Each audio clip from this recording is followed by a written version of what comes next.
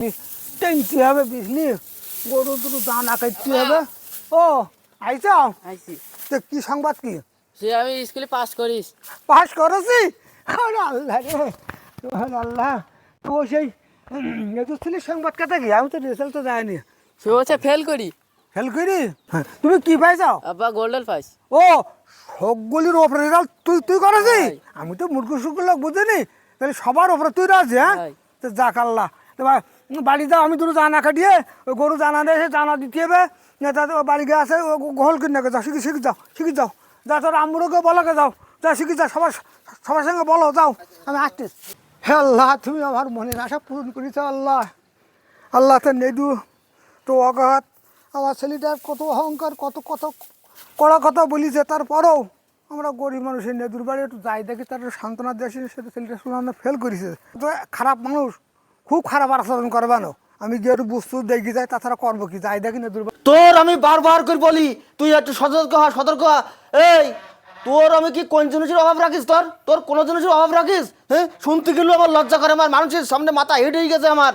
হ্যাঁ, ওই যে কাদারের ছেলি, কচু ঘেঁচু খাই, ছেঁড়া কাপড় চাপড় পরি, তারই ছেলি ওই ওই স্কুলের সর্বোচ্চ রেজাল্ট করেছে, গোল্ডেন প্লাস পাই। আর তুই কি করেছিস? তোর কোন জিনিসের অভাব রাখে যাই? তুই মোটরসাইকেল কিনতে কই করলি, মোটরসাইকেল কিনতেলাম, মোবাইল কিনতে করলি, মোবাইল কিনতেলাম, তুই ফেল কল কেন? আমি তোর ফ্রেশ কথা বল দেই, তোর মতন কুলাঙ্গা ছিলি আমার বাড়ি জায়গা নেই, বেরিয়ে তুই। এই এই আরেক শয়তান, এই যে তুই আমার এখন ভাই, আমার তুই সহ্য ভাই, আমার এই কাটা গায়ে নুনের সিটা দিতে আসিনি ভাই, আমার এমনি মাথার মধ্যে খারাপ। ওই শয়তানের আমি কোনো জিনিস অভাব রাখিনি, সে ফেল করি। হ্যাঁ, তুই আইসি উপহাস করতে, আমি বুঝতে পারিস। ফোন ভাই, উপহাস করতে আসেনি ভাই, পরীক্ষা সবাই দেবে, তাই বলি সবাই তো আর পাশ করবে না। আমার ছেলে পাশ করি বলি যে আমার অহংকার তা না। ছেলের সঙ্গে বকাবকি করতে বাড়তি শুনতে পারি, তা আমি আসলাম।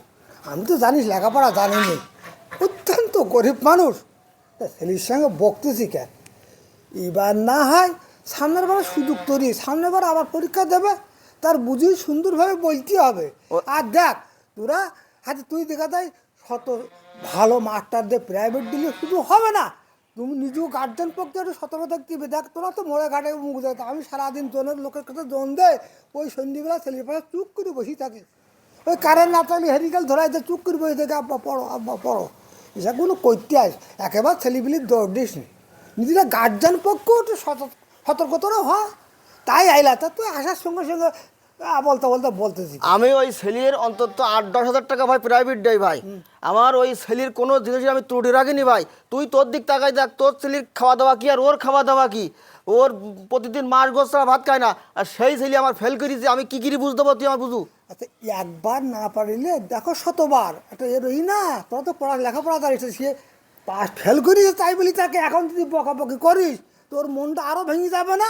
এখন দেখ, এখন ওই যে ছেলে সেনা হয়ে গেছে, এই পরীক্ষায় ফেল করিস বলি তার ওই যে চাপ, অতিরিক্ত চাপ দিলি, ওই ছেলে একটা বলো জীবনহারা লাইনে চলে যাবে, বলো কথা বুঝতে পারতেনি। অতিরিক্ত চাপের, সে তো টেনশনে দিই, পরীক্ষায় ফেল করেছে, তুই যেমন টেনশন, তারও মনটা খারাপ।